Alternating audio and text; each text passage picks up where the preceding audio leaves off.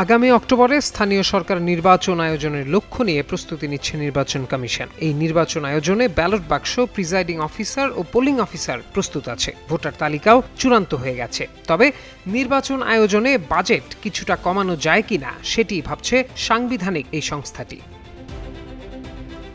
রোববার আগারগাঁওয়ের নির্বাচন ভবনে স্থানীয় সরকার নির্বাচনের প্রস্তুতি বিষয়ক অনানুষ্ঠানিক বৈঠকে এসব আলোচনা হয়েছে।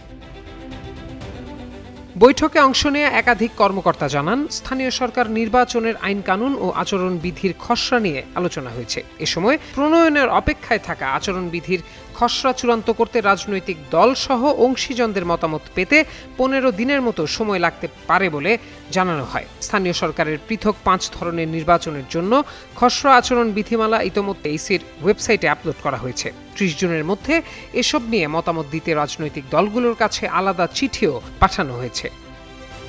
বৈঠকে স্থানীয় সরকার নির্বাচন হওয়ায় ভোট কেন্দ্র ও কক্ষের সংখ্যা বাড়বে বলে জানানো হয়। বেসরকারি ও এমপিওভুক্ত শিক্ষকদের স্থানীয় সরকার নির্বাচনের ভোট গ্রহণের দায়িত্ব দেওয়ার বিষয়েও আলোচনা হয়েছে। তবে সবকিছুই রাজনৈতিক দলের সঙ্গে আলোচনার পর সিদ্ধান্ত নেওয়া হবে বলে মত দেয়া হয়। ভোট গ্রহণের ব্যয় যথাসম্ভব কমানোর উপর জোর দেন নির্বাচন কমিশনাররা। বৈঠক শেষে নির্বাচন কমিশনার আব্দুর রহমানুল মাসুদ সাংবাদিকদের বলেন, স্থানীয় সরকার নির্বাচন আয়োজনে অক্টোবরকে লক্ষ্য ধরেই কাজ এগুচ্ছে ইসি। আর অক্টোবরে হলে এর 45 দিন আগে তফসিল ঘোষণা করা হবে। বৈঠকের আলোচনার বিষয় নিয়ে তিনি বলেন, 4500 স্থানীয় সরকার প্রতিষ্ঠানের নির্বাচন আয়োজন করতে হলে কোনটা আগে বা কোনটা পরে হবে তা নিয়ে আলোচনা হয়েছে। আয়োজনের জন্য সব সরঞ্জাম প্রস্তুত আছে কিনা সেটিও অবহিত করা হয়েছে। তবে কোনো সিদ্ধান্তই এখনো চূড়ান্ত হয়নি।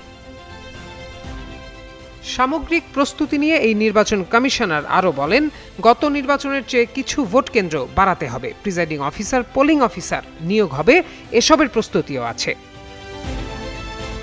এদিকে ইসির বর্তমান ওয়েবসাইটটি বদলানো হচ্ছে। এটিকে আধুনিক করে নতুন সাইটে যাচ্ছে তারা। এজন্য ওয়েবসাইটের নিরাপত্তা ও সক্ষমতা যাচাইয়ে বিশেষজ্ঞদের সঙ্গে সভা করবে নির্বাচন কমিশন। প্রত্যয় দাস, যুগান্তর নিউজ।